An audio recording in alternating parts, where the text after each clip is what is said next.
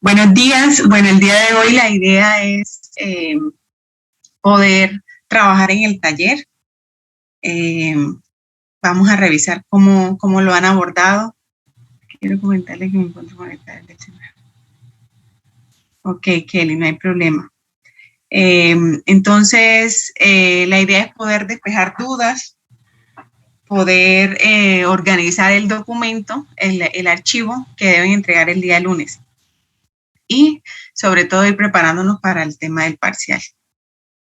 Entonces, voy a compartirles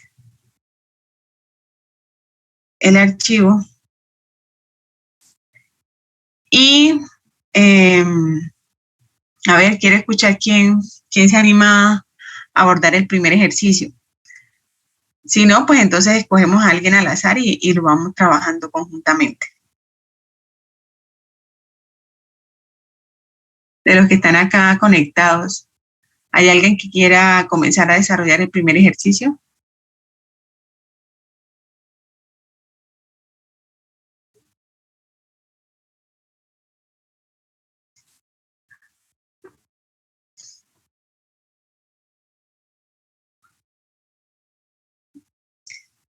Ricardo Jaime, Carol Daniela.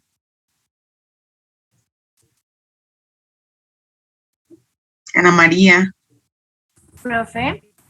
Señora. Qué pena. Es que pues nosotros la clase pasada le habíamos preguntado acerca de una inquietud que teníamos de que si faltaba un dato o algo para... Sí, de hecho Sandra García. Sí, señora. Me había preguntado por el último ejercicio y yo le respondía vía correo. Ella me preguntó acerca de que informaban en el último ejercicio que mencionaban las partículas que se utilizaba un relleno, pero que no especificaban qué tipo de relleno utilizaban, qué tipo de empaque. Sin embargo, informaban de el área por unidad de volumen, que era de 207 metros cuadrados por metro cúbico. Entonces, revisando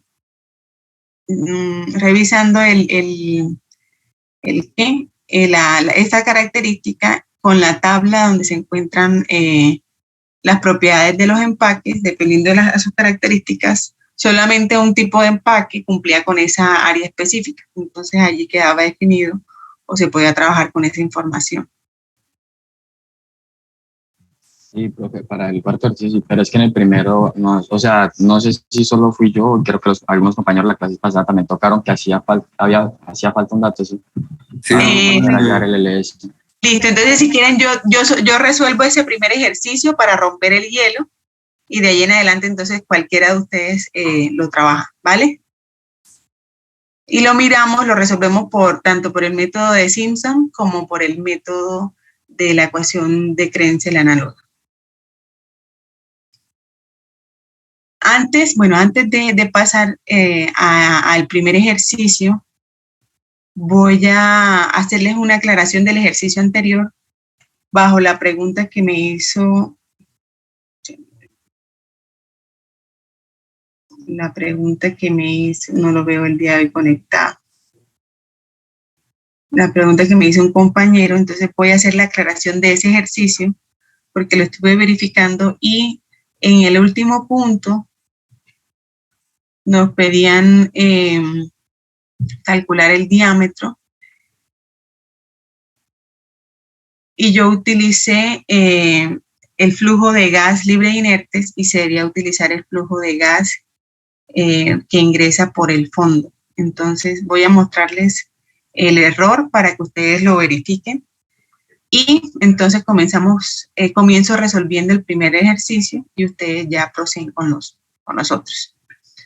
Recuerden que esta nota del día de hoy es la segunda nota de talleres quizzes, que vale el 25% de la nota de talleres y quizzes que completa el 100% de la nota del curso. Entonces es importante que participen, que yo pueda evidenciar que ustedes están trabajando y de esa manera completar esa nota.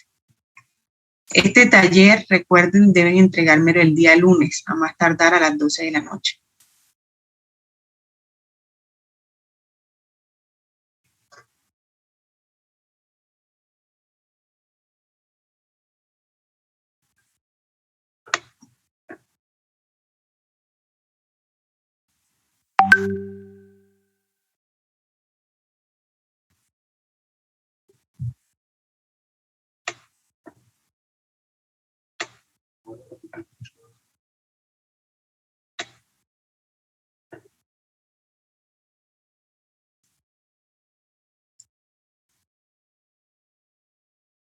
Bueno, este fue el ejercicio que trabajamos la clase pasada.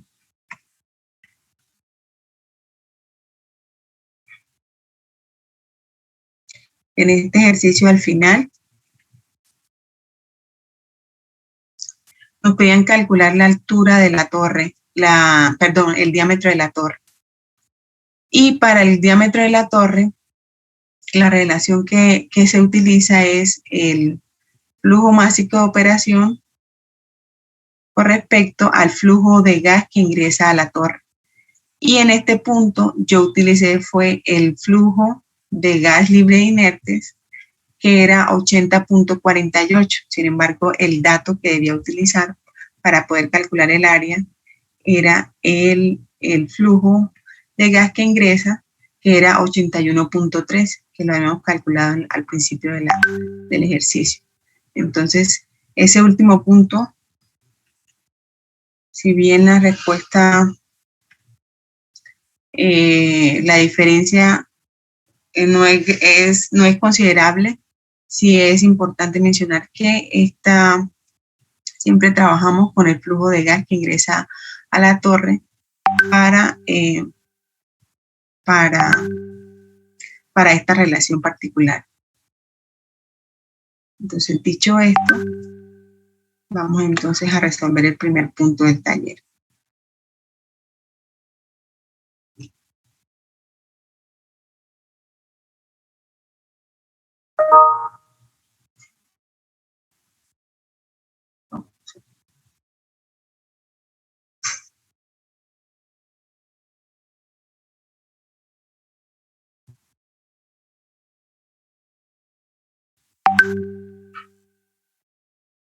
Listo. Entonces, ese primer punto, lógicamente, de hecho, faltaba un dato, pero era un dato que ustedes podían asumir de acuerdo a la heurística o a las condiciones adecuadas de operación, y eso es lo que veíamos en el primer corte. Particularmente el dato que les hacía falta era la relación entre L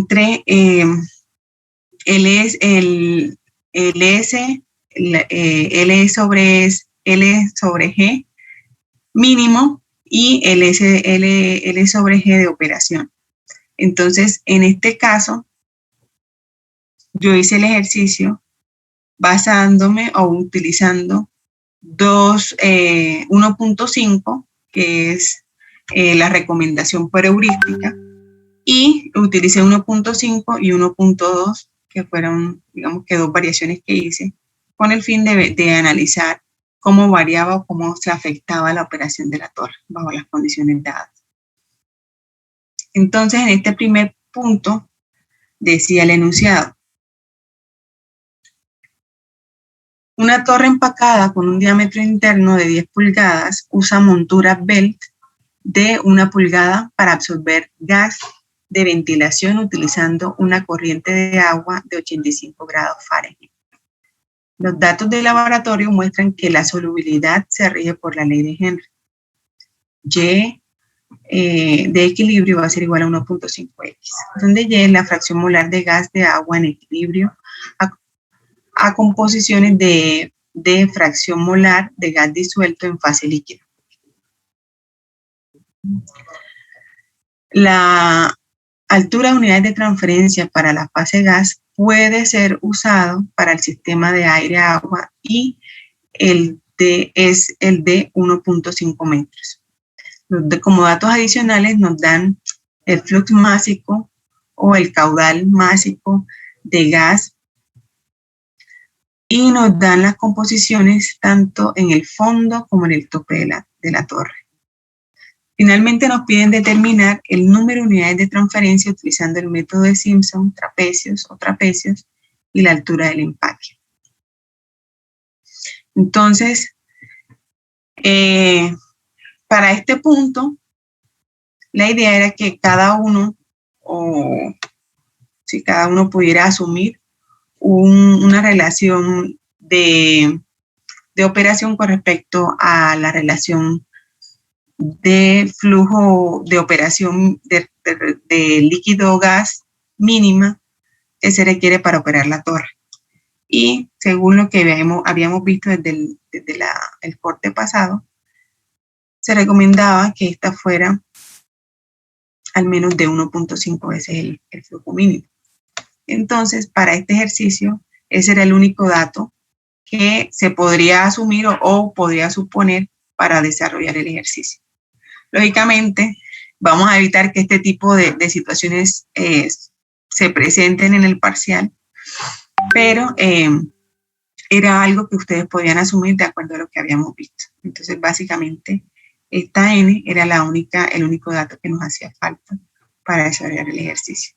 Ustedes también como ingenieros, y la idea es esta, que ustedes tomen o puedan basarse en datos heurísticos para poder abordar ciertas situaciones que se encuentran a nivel real y que lógicamente no van a tener a la mano al momento de poder abordar un ejercicio o un problema en determinada industria. Entonces, con estos datos iniciales, aquí hago la salvedad y es que, si se dan cuenta, también nos dan el flujo, es decir, que nos dan el flujo caudal que ingresa a la torre y va a estar en mol de gas por horas por pies cuadrados.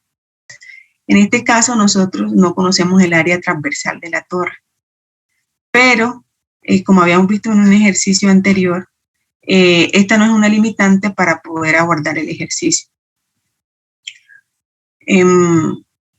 Bueno, entonces los 200 moles de gas por horas por pies cúbicos es un dato de entrada. También nos dan la concentración en el fondo de la torre, que es 0.03, y nos dan la concentración del fondo, que es 0.01. Con esto yo puedo hallar la fracción molar libre de inertes para el fondo y la fracción molar libre de inertes para el tope. Adicional a ello, con la relación o con los datos de solubilidad dados en el enunciado, en donde me dicen que esa línea de equilibrio es de 1.5x la concentración o la fracción molar del gas, es igual a 1.5 la concentración o la composición, la fracción molar del gas disuelto en la fase líquida. Entonces yo puedo calcular la composición en el equilibrio, ya sea en el fondo o en el tope de la torre. Y esto me va a servir para determinar entonces la relación LS sobre GS mínimo a partir de la información dada en el enunciado. Entonces, el primer paso, en este caso, es poder calcular la concentración máxima de soluto que puede salir, que sale de la torre por el fondo, y para ello utilizo entonces la relación de equilibrio que es 1.5. Con esto, entonces, puedo también hallar la fracción molar libre de soluto para el fondo y bajo condiciones de equilibrio. ¿Qué más? Esta relación, el flux libre e inerte,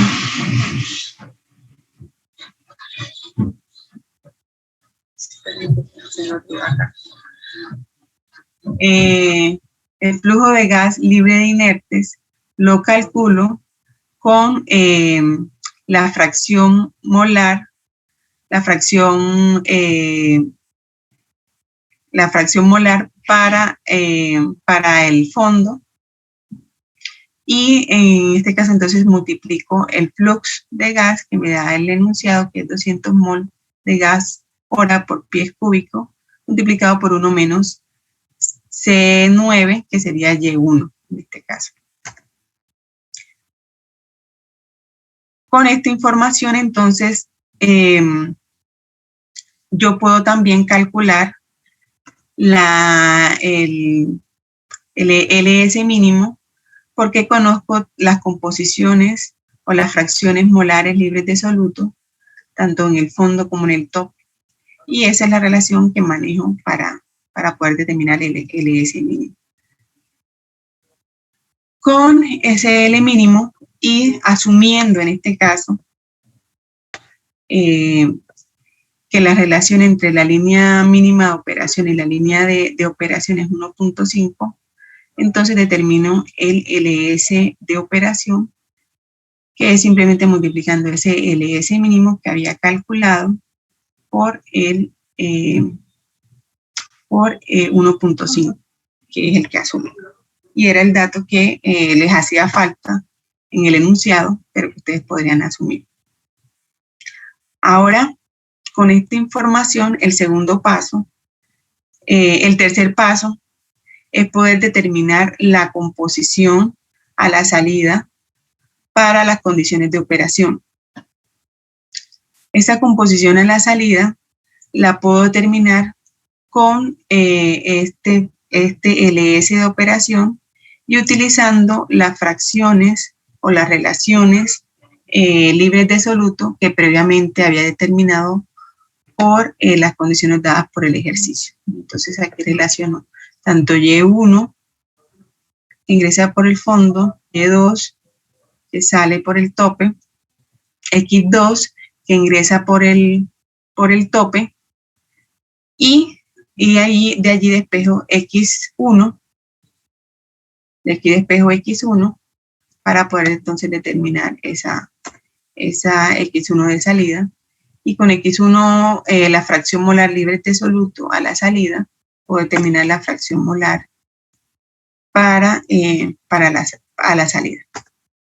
Entonces, así queda determinado o dimensionado cada uno de los flujos que salen e ingresan a la torre. Esta información me va a permitir entonces poder evaluar el número de unidades de transferencia, que es el primer punto que me dice el enunciado. ¿Cuál es el número de unidades de transferencia utilizando el método de Simpson? Recuerden que el método de Simpson, o la función que nosotros vamos a evaluar, en este caso, es la integral de Y1 a Y2 por dx sobre el denominador, que es la fuerza impulsora. Voy a traer esa ecuación acá para hacerlo más claro. Sin embargo, eso me implica que yo debo partir de conocer la concentración tanto en el fondo como en el tope, y entonces determinar cuál va a ser el tamaño de paso que yo voy a utilizar para hacer o resolver esa integral con el método de Simpson. Un momento y traigo la ecuación acá.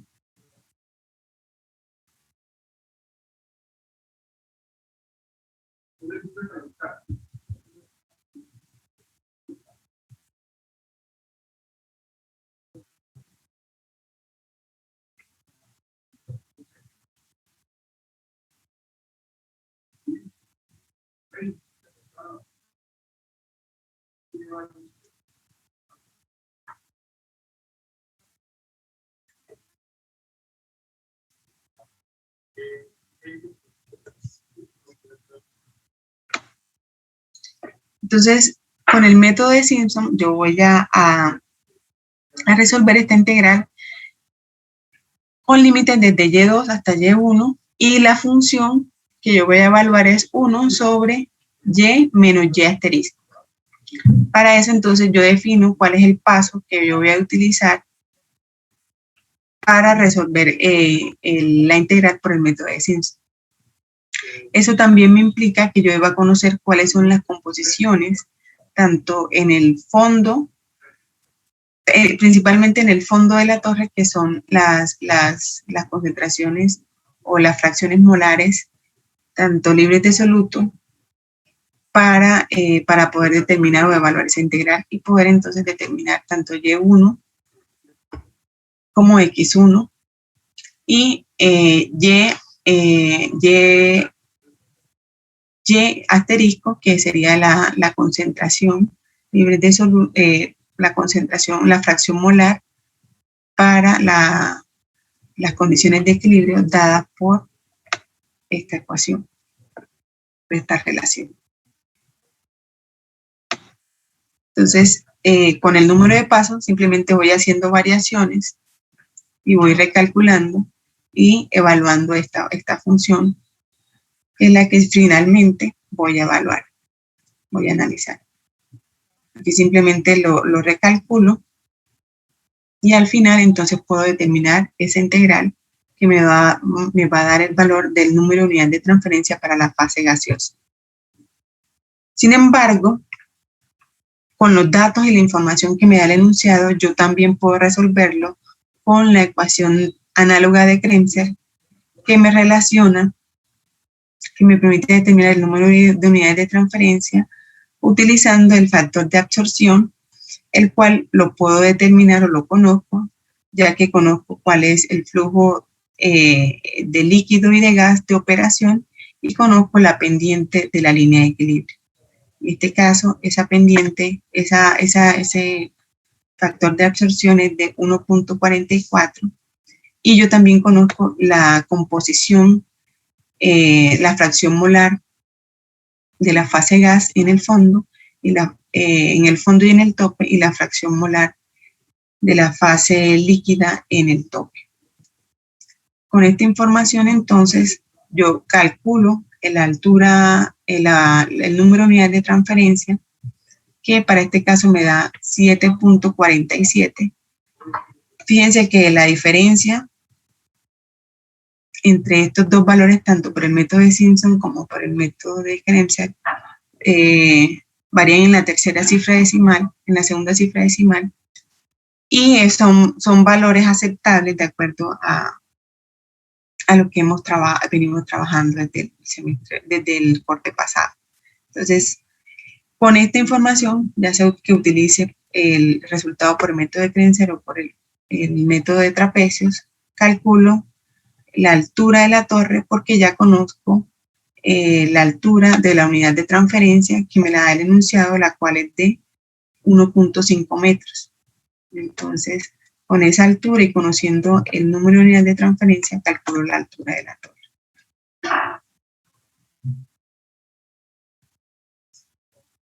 Aquí tengo una pregunta. Sí, no estoy grabando, perdón, ya voy a comenzar a grabar. Recording in progress.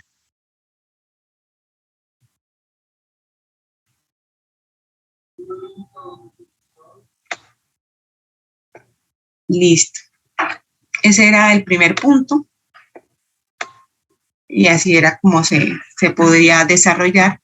Y efectivamente, pues el dato que faltaba era la relación entre la línea de operación mínima y la línea de operación, la línea mínima de operación y la línea de operación, y esa relación la podíamos asumir como 1.5, o de acuerdo a lo que habíamos visto durante el primer corte.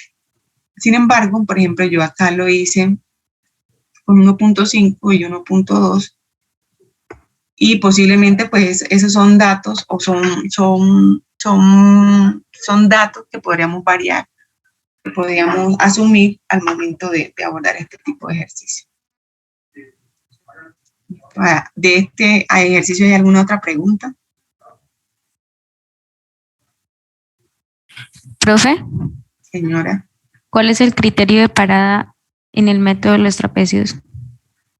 El criterio de parada, en este caso, si te das cuenta, lo que estamos haciendo es asumiendo un tamaño de paso para completar esta tabla, ¿sí?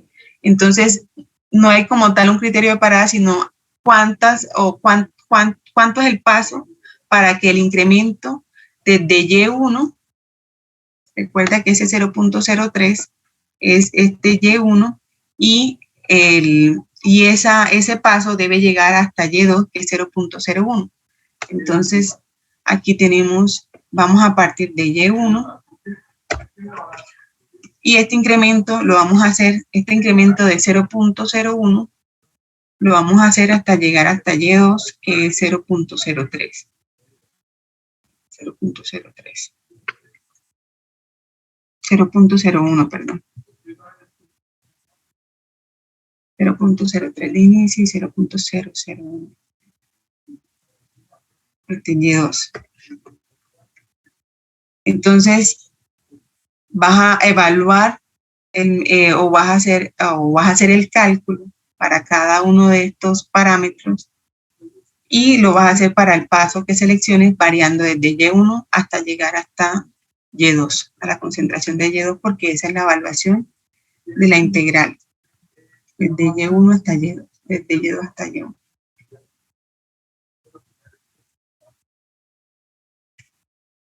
¿Listo? Sí, señora.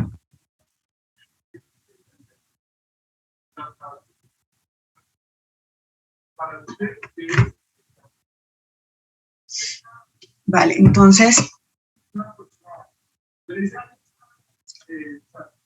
el segundo punto del taller,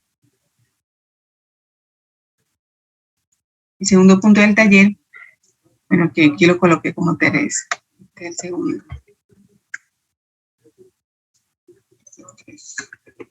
El segundo dice una columna empacada. En una columna empacada se utiliza para remover tolueno a partir de gas por desorción con aire. El agua contiene 600 partes por millón de tolueno y la concentración debe ser reducida a 2 ppm. La columna opera a 20 grados centígrados y la presión media es de 1.1 atmósferas. La relación de equilibrio es P de A igual a 250XA, donde PA está dada en atmósferas. Calcule la velocidad mínima de aire para un flujo de agua de 10 litros por minuto. Dimensione el equipo operando 2 veces el flujo mínimo de gas y considere que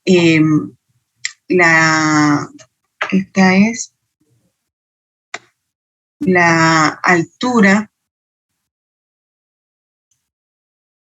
de unidades de transferencia para la fase líquida y la fase gas se estiman y respectivamente son 0,6 y 0,7 metros para empaques tipo silla de 1.5 y 3 pulgadas. Entonces, miremos a ver quién quiere desarrollar este ejercicio o lo escogemos al azar.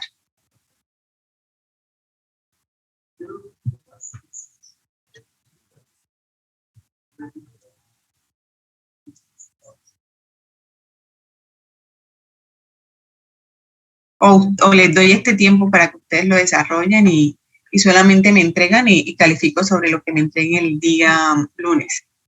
Ustedes escogen.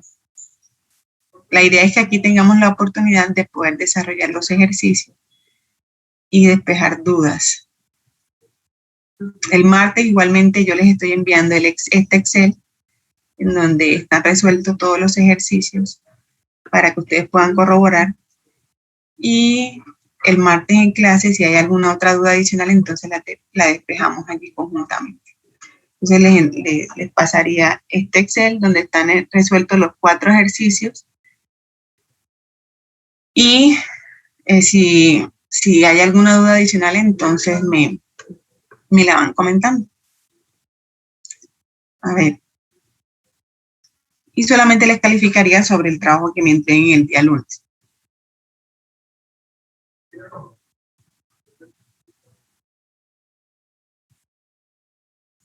¿Cómo así, profe? O sea, calificaría sobre el 50%. Lo mínimo que se puede sacar es 2.5. No, la idea es que esta segunda nota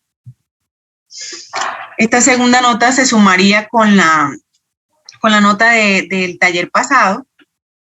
Entonces, esta segunda nota le planteo estas dos opciones. La primera es que me entreguen el taller el día lunes y solamente sobre el taller calificaría, o el día de hoy calificaría con la presentación que haga alguno de ustedes, bueno, 3 compañeros de ustedes, y la promediaría con la calificación del taller que me entreguen el día lunes.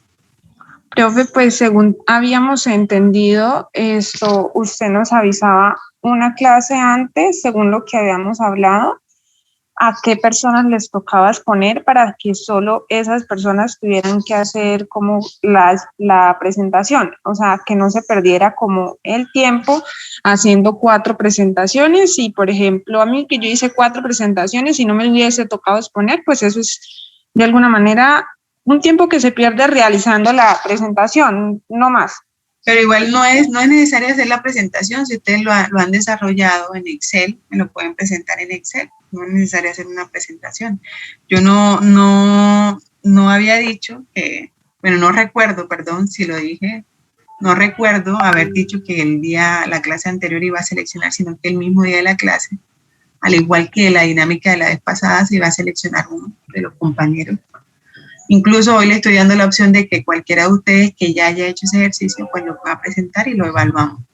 Pero principalmente el espacio es para que podamos ver cómo se solucionó el ejercicio, y que el día lunes pues ya sea simplemente si hoy se vio alguna corrección o cometieron algún error en el cálculo, pues lo puedan revisar y entregarlo completamente bien el lunes, y garantizar que el lunes todos tengan sobre ese taller al menos un 5 y no un 4, 5 o un 2, 5.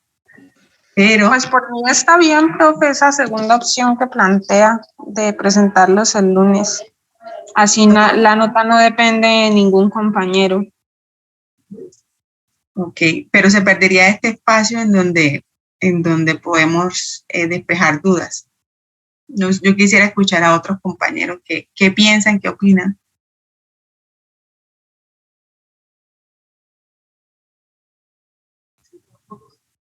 Angélica Rivera.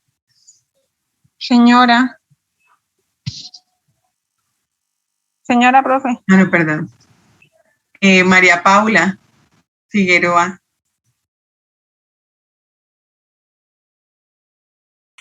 Profe, para mí también está bien la segunda opción. ¿Todos están de acuerdo? Sí, señora profe. Ok. Entonces, si todos están de acuerdo, espero el taller el día lunes, Profe, antes una de la tercera pregunta. noche. Sí, Oscar. ¿Qué cosas debe tener la entrega que vamos a hacer? ¿El Excel de cada ejercicio y la El Excel de cada ejercicio es suficiente. Listo, profe, muchas gracias. A ver, por aquí me preguntan. Daniela. Listo.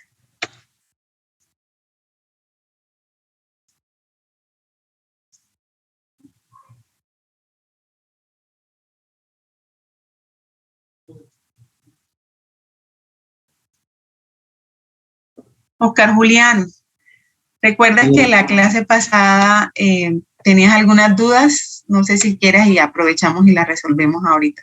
No, pues mi duda era con el primer punto, pero pues me dio igual. O sea, yo también asumí un...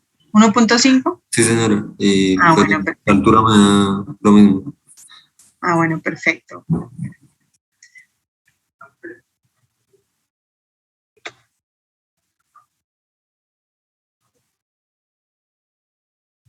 Profe, ¿usted al fin va a subir el compendio de parciales de los semestres pasados?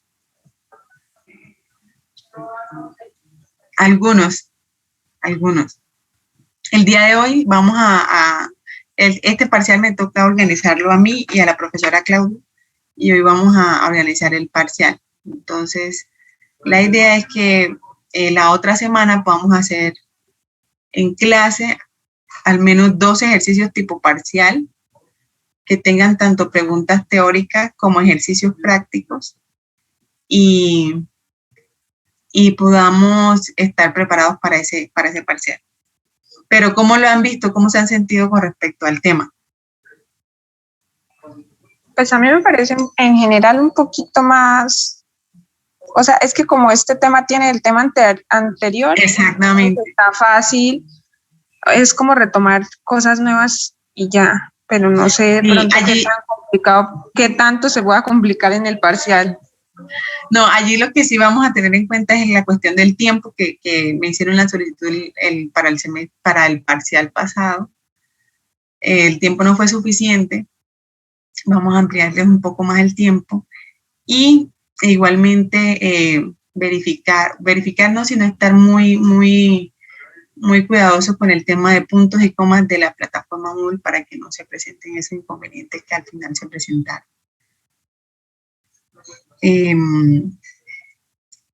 Y pues sí, la próxima semana les estaré dando al menos 2, 3 ejercicios tipo parcial de semestres anteriores para que los revisemos. Algunos de ellos los vamos a revisar en clase para que ustedes también puedan estudiar y estar más listos para el parcial. Y ya con el taller del día lunes completaríamos lo que es la segunda nota o la nota del segundo corte de talleres y quizzes.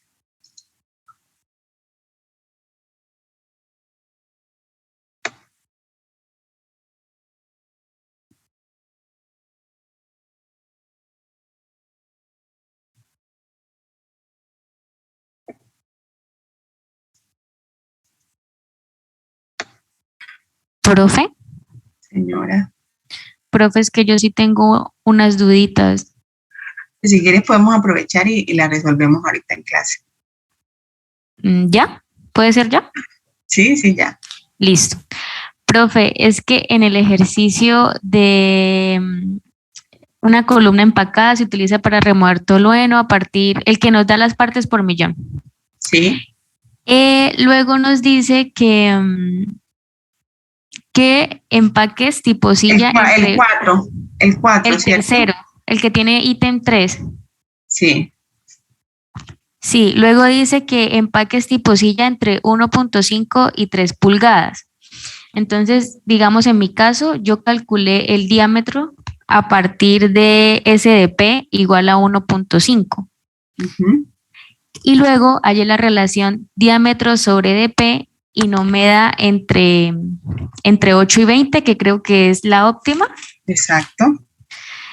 Entonces, en ese ejercicio me da 5, algo o 6, no recuerdo. Pero si yo incremento el DP. El DP, en la tabla primero me llega hasta un DP igual a 2.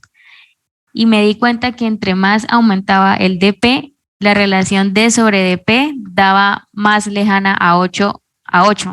Entonces... Okay. Y ahí entonces, ¿qué deberías asumir? ¿Cuál sería ¿Qué decisión tomarías tú particularmente en ese caso?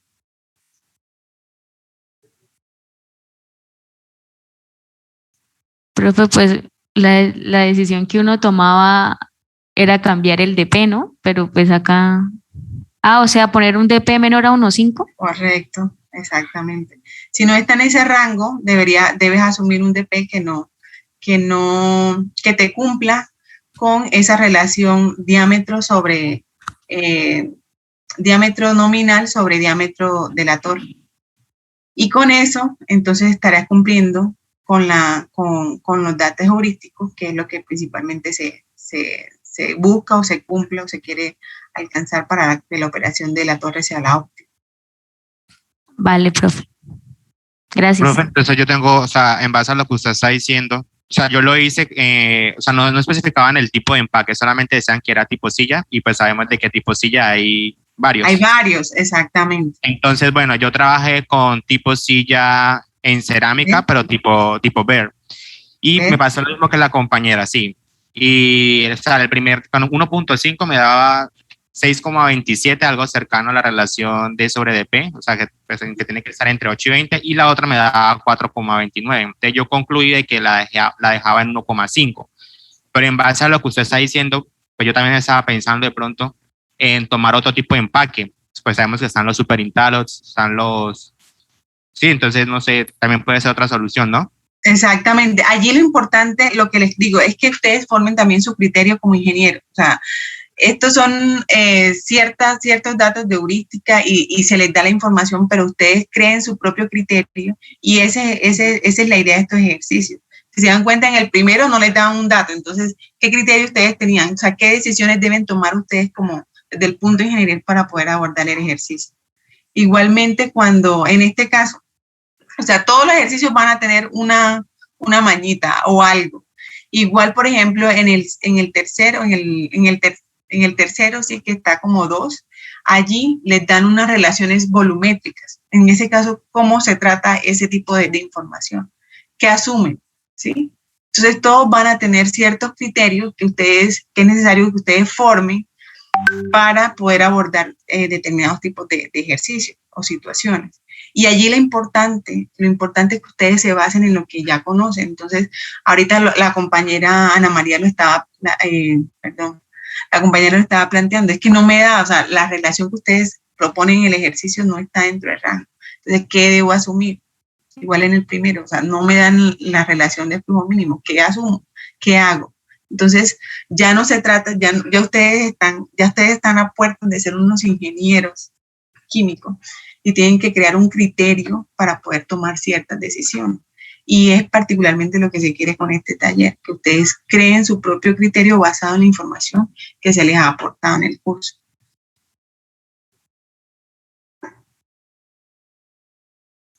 Finalmente, todo esto que hemos manejado son ejercicios matemáticos y pues lastimosamente por la situación de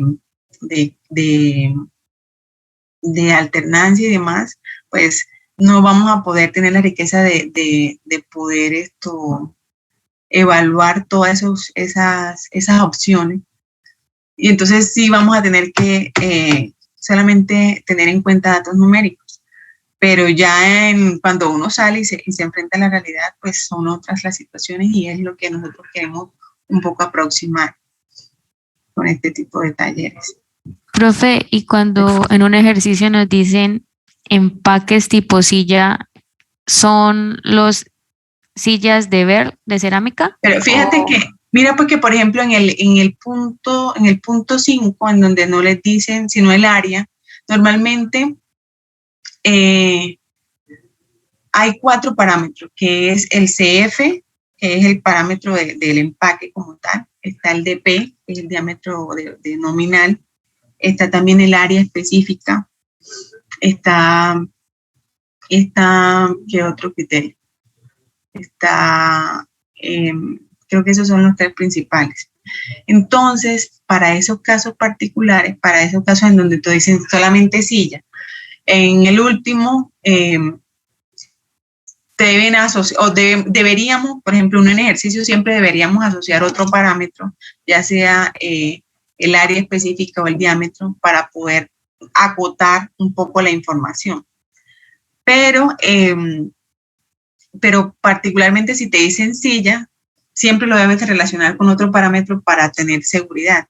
Y como veíamos al principio en la estrategia de cálculo, a veces cuando nosotros tenemos estos datos de heurística nos toca a prueba y error. Entonces, asumimos un tipo de empaque, tipo silla, verificamos con la relación heurística de P sobre el diámetro y verificamos. Si no, entonces hacemos una variación y damos un criterio de juicio que valide esa decisión que tomamos con respecto a ese tipo de empaque que estamos utilizando. Profe, pero entonces, a lo que preguntan a María, que o sea, en el punto 4, ahí solamente se pueden utilizar dos tipos de... Ya, o sea, ya te muestro. Según los Ajá. parámetros, solamente se pueden utilizar dos tipos Exacto. de empaque, sí, pero ambos tienen el mismo CF. Exactamente. Ambos tienen el mismo CF y ambos tienen el mismo área específica. Sí, pero si uno hace la Ambos relación del tienen- diámetro, está un poquito por fuera, da como 24, algo. Entonces ahí, pues, ¿uno qué criterio tomaría? ¿Cambiar el empaque a otro sin tener, despreciando esa área o qué? Bueno, un momentico, miramos el ¿qué? Las características de los empaques.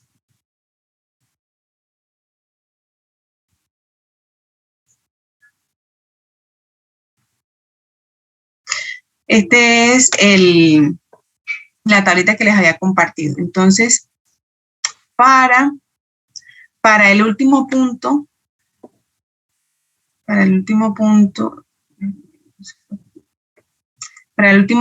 nos dan el valor del área específica, que es 207 metros cuadrados sobre metro cúbico.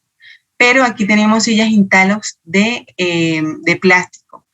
Y si nosotros nos vamos a sillas Intalox de Super Intalox, también cumplen con esta característica del área específica, ¿cierto? Van a tener el mismo CF, que es 33, y tienen el mismo tamaño nominal, que es de 1 pulgada. No sé si a eso te hacía referencia, que cuál tipo de sillas utilizar, si de plástico Intalox o Super Intalox. Sebastián. O sea, yo puedo trabajar con cualquiera de las dos, o sea, con la una o con la otra. O sea, lo que yo voy, profe, es que cuando uno ya hace todo el procedimiento y uno encuentra la relación del diámetro sobre el diámetro nominal, no va a estar entre 8 y 20, sino, pues a mí me dio por encima y otro compañero también, pero yo lo dejé hasta ahí. Entonces, con lo que usted nos dice que toca tomar criterios para que aplique la heurística, ahí pues, lo que yo pienso, pues en base a lo que usted me está diciendo, Proponer. es cambiar, o sea, despreciar esa área superficial y proponer otro tipo de empaque, pero que sea tipo silla. Sí, ese puede ser un criterio, o verificar, y aquí tenemos varios tipos de silla. Ese puede ser un criterio, sin embargo, debe justificar en el taller, en el ejercicio, por qué hiciste el cambio. Entonces, eso, decir que no cumplía con la relación diámetro de nominal con respecto al diámetro de la columna, y que por esa razón utilizaste otro tipo de silla, otro tipo de empaque tipo silla, que cumpliera y que permitiera garantizar la operación correcta de la columna. Eso es. Profe, y para hacer esos cambios tienen que cumplir con los parámetros que nos dieron inicialmente. Eso es lo que estamos hablando con el compañero Sebastián. El parámetro que te dan inicialmente es de 207 y coincide con sillas Intalox, con empaques tipo silla, ¿sí? Pero si este tipo de empaque no te brinda esa relación, debes asumir otro tipo de empaque que te pueda proporcionar ese cumplimiento entre esa relación diámetro nominal y diámetro de la columna.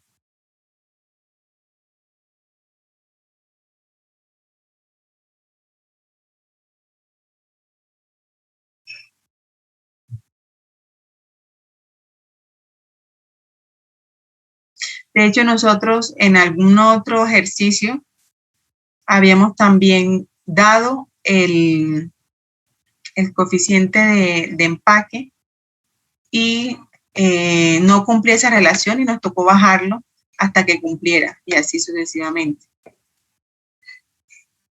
manteniendo el tipo de empaque.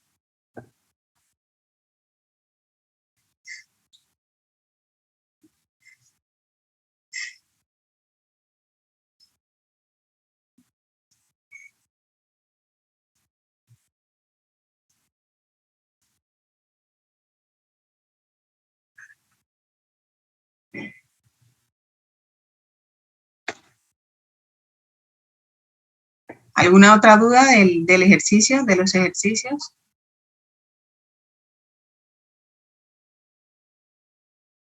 Y la idea es que a todos sea, todos tengan su criterio y a todos les pueda dar diferente. Por eso se dejó abierto el taller para calificar de acuerdo a los criterios de evaluación.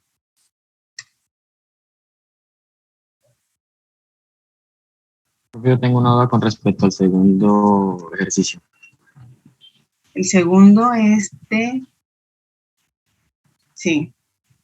Es que para no calcular el H hoy, oye, espera que se me olvidó el nombre, altura Altura de unidad de transferencia basada en la fase gaseosa. Yo tengo que convertir el flux y el KG a las mismas unidades, o sea, a kilomol lo puedo dejar en kilogramos, porque pues así, convirtiéndola así me cambia el valor del Z y dejándola en la misma me da otro valor. No sé si... Ese es el ejercicio con el amoníaco NH3 es absorbido desde una corriente de aire o es el del tolueno. El del amoníaco, profe. Ah, ok, sí, ahí sí tienes que hacer la conversión. De hecho, esas unidades que te dan dividido sobre pascales, si no estoy mal. Ah, sí, profe, pero yo, por ejemplo, esos pascales, pues no, me lo dan en bares. Yo se lo puedo convertir a pascales y al multiplicarlo por la presión ya se me cancela. Pero entonces ahí me queda, el KGA me queda en kilogramos sobre metro cúbico por hora y ahí me dan también el... En este sí les voy a aclarar. Bueno, ya que lo tomaste, voy a presentarles para que en ese punto, porque ese punto también tiene una cascarita y la idea era precisamente que la pudiéramos resolver acá en clase. Entonces, ese punto es el 2.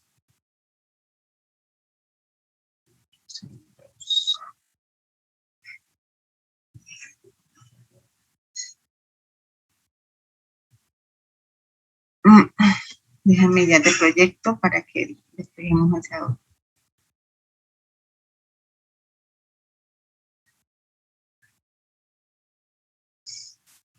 En ese punto, las unidades del coeficiente de transferencia de masa de 1000 kilogramos hora metro cúbico por bar, ¿cierto? Y aquí efectivamente lo que yo hago es multiplicar primero por la condición de operación de la columna, que es 1.3 bar, y dividirlo entre el peso molecular de ese gas, que es el NH3, para que me queden unidades de kilomol metro cúbico por hora.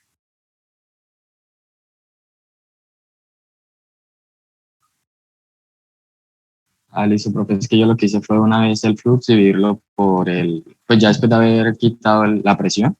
Ajá. Lo dejaste en kilogramos metro cúbico.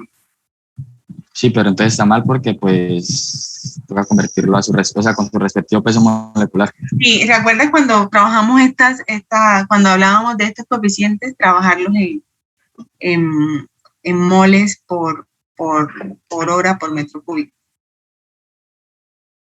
Por la fracción mol, porque estos coeficientes siempre van multiplicados por esa fracción mol. ¿Lo recuerdas? Sí, señor. Entonces lo correcto allí es eso.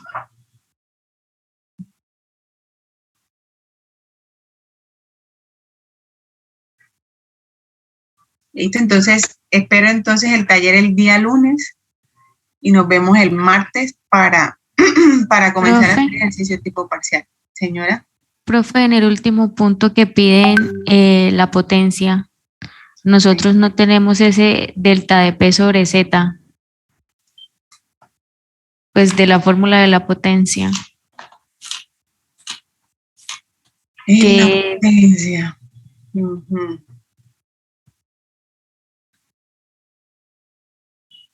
Delta de sobre Z. Delta de P sobre Z.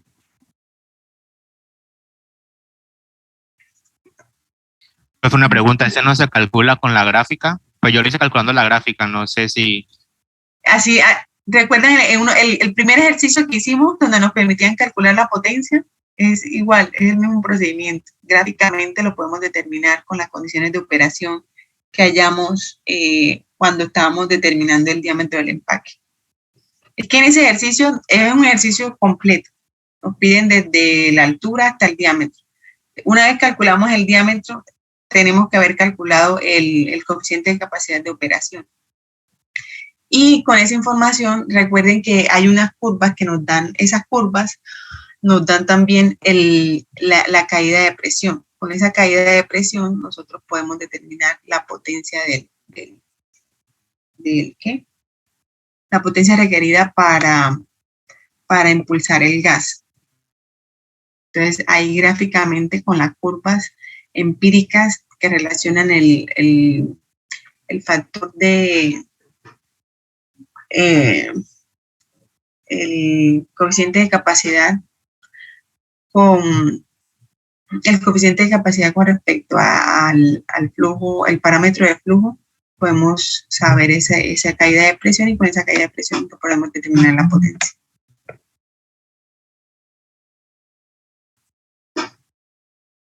Allí de ese ejercicio lo más tedioso era hacer la conversión de unidades.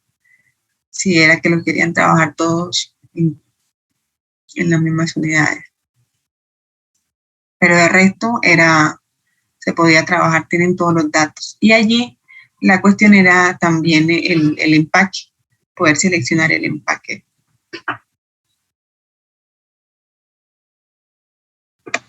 Pues la idea era que en clase pudiéramos hacer este debate y que cada uno formara su criterio. Pero entonces pues ya lo reviso individualmente y ahí miramos. Profe, ¿se envía un Excel por ejercicio o en un Excel? Un Excel con varias pestañitas y ahí Okay. Lo relacionan mejor para no tener tantos archivos. Profe, ¿se envía solo el Excel o también tenemos que hacer PowerPoint? No, solo el Excel, por favor. Sobre el Excel yo califico. Allí lo importante es que me justifiquen por qué hacen o por qué seleccionan o qué criterio, bajo qué, incluso si pueden colocar referencias bibliográficas, mejor, porque eso me indica que ya ustedes estuvieron leyendo los capítulos que les dejé de tarea.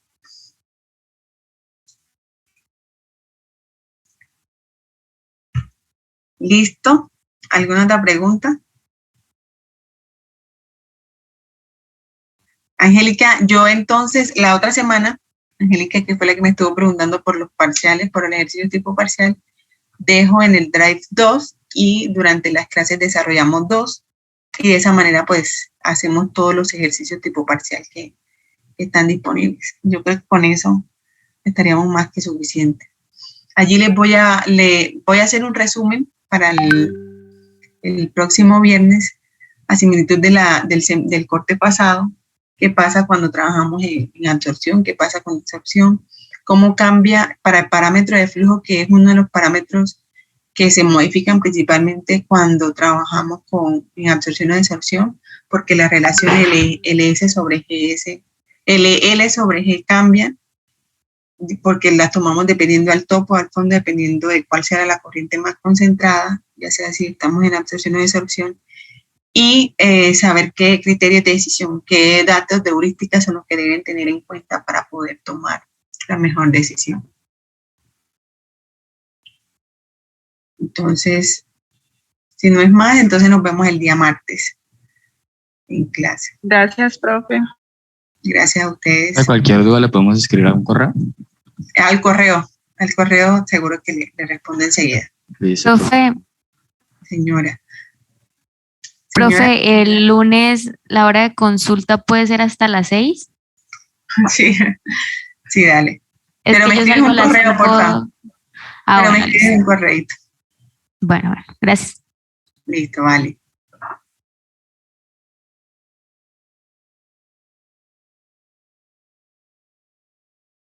Bueno, entonces nos vemos, que tengan buen día y los espero entonces con los talleres el día lunes. Hasta luego. Hasta luego, profe. Hasta luego.